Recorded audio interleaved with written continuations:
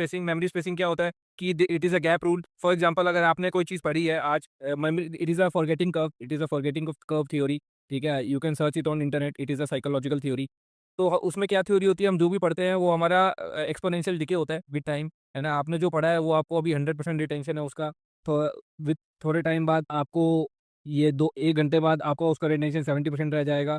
1 दिन बाद आपको उसका 1 दिन बाद आपको ये 1 डे है, ये 1 आवर है, ये अभी इमीडिएटली है, तो इसमें आपको 50% रिटेंशन रह जाएगा। तो आपका रिटेंशन है वो कम होता चला जाता है विद टाइम, ठीक है? तो हमें हमारा पर्पस है कि जो भी हमने पढ़ा है वो हमें इस हिसाब से हमें स्पेसिंग करनी है, अपने रिवीजन की गैप हमें उस हिसाब से रखना है कि हमारे ऑप्टिमम टाइम पे हम उसको रिविजिट करते रहें। ये हमारा फॉरगेटिंग कर्व है, अगर हम यहाँ पे आ गए हैं भूलते-भूलते, तो उसको दोबारा रिविजिट करके हम दोबारा 100% पे ले आएँ।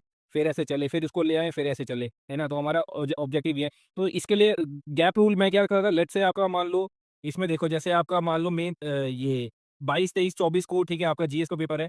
तो इससे पहले आपको जीएस पढ़ोगे, ठीक है? अब इससे पहले आप जीएस पढ़ोगे तो आप मान लो आपको 22, 23, 24, 22, 23, 24, ठीक है? ये 3 दिन तो आपका जीएस चल ही रहा है, ठीक है? इससे पहले आप मान लो 4 दिन आप जीएस को रिवाइज़ करोगे, जीएस एसए को, तो आपका ये सब 3 दिन ही हो गए, 4 दिन ही हो गए, टोटल 7 दिन हो गए। टोटल 7 दिन हो गए, आपको ऑप्शनल आपने छुआ नहीं है, ऑप्शनल आपने टच नहीं किया है, तो बहुत हाई चांस है ऑप्शनल आप भूल जाओगे।